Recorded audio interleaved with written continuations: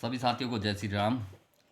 तो आज फिर एक विषय लेके बैठा हूँ और जो आज का विषय है वो है जंगलवासियों के प्रति। अब जंगलवासियों में साहब जंगली जानवर और वहाँ के पंछी आते हैं और जिनको आज हम सभी भूल चुके हैं, क्योंकि हम लोग उसके लिए कुछ कर ही नहीं रहे हैं साहब। फॉरेस्ट वाले भी साहब पेड़ लगाते हैं तो अपने इमारती पेड़ लगाते हैं और या फिर ज़्यादा से ज़्यादा उन्होंने जामुन भर दिया शहरी क्षेत्रों में। और पहाड़ी क्षेत्र में साहब हमारे काफल होते हैं और सीजन के टाइम में हमारे जो शहरी क्षेत्र हैं, जो गर्म क्षेत्र हैं, इनमें कई जगह आम के पेड़ पाए जाते हैं। तो आज इसी विषय पे चर्चा करना चाहता हूँ आप सभी से, और ध्यान से सुनिएगा मेरी बात। अगर अच्छी लगे तो शेयर भी कीजिएगा। अगर आप लोग शेयर करेंगे तो हो सकता है इसमें कहीं कुछ हो जाए इनके लिए। तो आज हम सभी परेशान हैं साहब।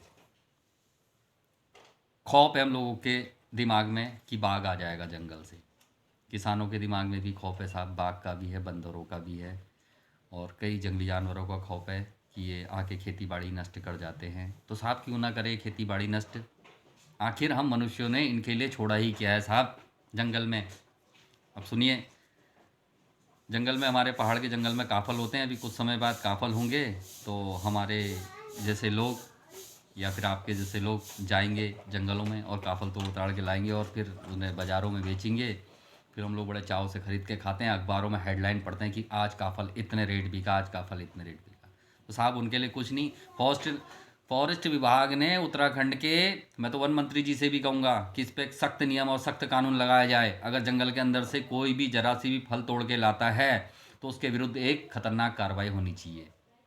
एक एक्ट होना चाहिए साहब, जंगल के अंदर से कुछ ना टूटे, चाहे कोई सा भी फल हो तो बिल्कुल ना टूटे। वो जंगल वासियों के लिए है, लगा हुआ है, लगा रहे, वो उससे खाएं। जब साहब उनके पास अंदर जंगल के अंदर कुछ होगा ही नहीं खाने के लिए तो अपने आप शहर में आएंगे साहब। अगर हमारे पास कुछ नहीं मिलेगा ना हमें शहर में, तो हम भी एक दिन जंगल ज़रूर भागेंगे और पत्ते ढूंढ के खाएंगे साहब। तो यही आज उनके पास भी हो रहा है। और अब रही दूसरी बात, उनके पीने के लिए पानी नहीं बचा है साहब जंगल में। हमारे उत्तराखंड में बहुत पानी है साहब, बेहिसाब पानी है, पूछिए मत। इतना पानी है कि जिसकी कोई क्षमता ही नहीं है। अब वो पानी कैसे ख़त्म हो गया?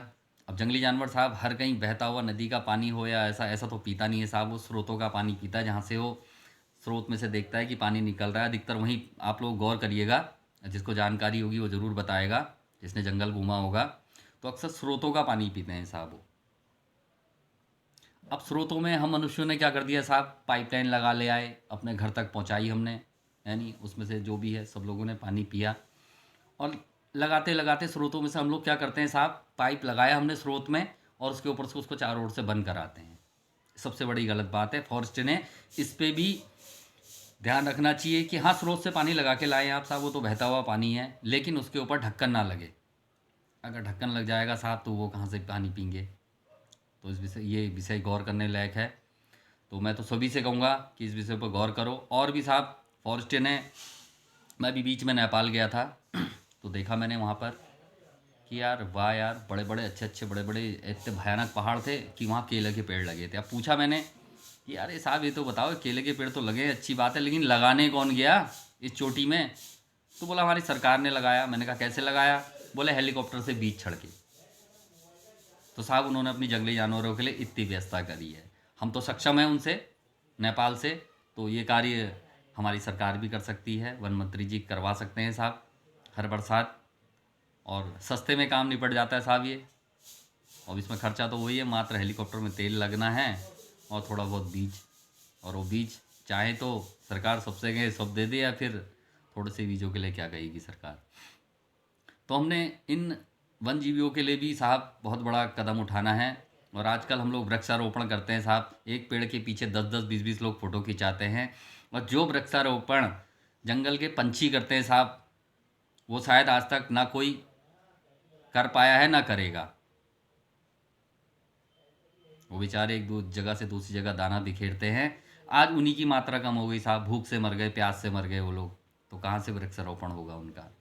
तो इनको जीवित रखने के लिए मैं लगातार पिछले 5 सालों से, अब बाकी तो मेरे से क्या बन पाता है साहब, जितना भी बन पाता है जगह जगह गर्मियों में प्याऊ बना देता हूँ, जितनी जगह पहुँच पाता हूँ।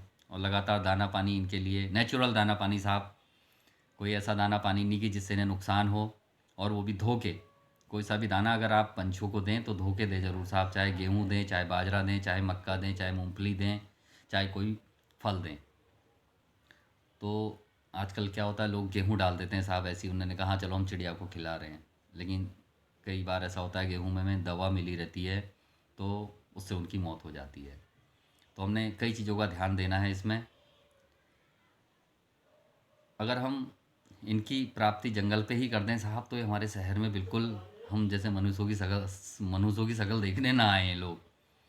तो वैसे भी डरते हैं जंगली जानवर हम लोगों को देख के, तो क्यों आएंगे साहब, सिर्फ पेट के कारण आते हैं वो लोग। हाँ, तो इस पेट की भूख उनकी अगर हम सब मिलकर वहीं बुझा दें तो हमारे पास आए क्यों साहब। भाई इतना ही कहना चाहूँगा, बाकी तो आप लोग मुझसे समझदार हैं, मैं तो एक अनपढ़ गंवार आदमी हूँ, हमेशा यही कहता हूँ। और वो भी साहब जो दिमाग में आती बोलते रहता हूँ। तो इसी के साथ जय श्री राम, उठाइए कदम आप लोग भी, और देखिए क्या से क्या होता है।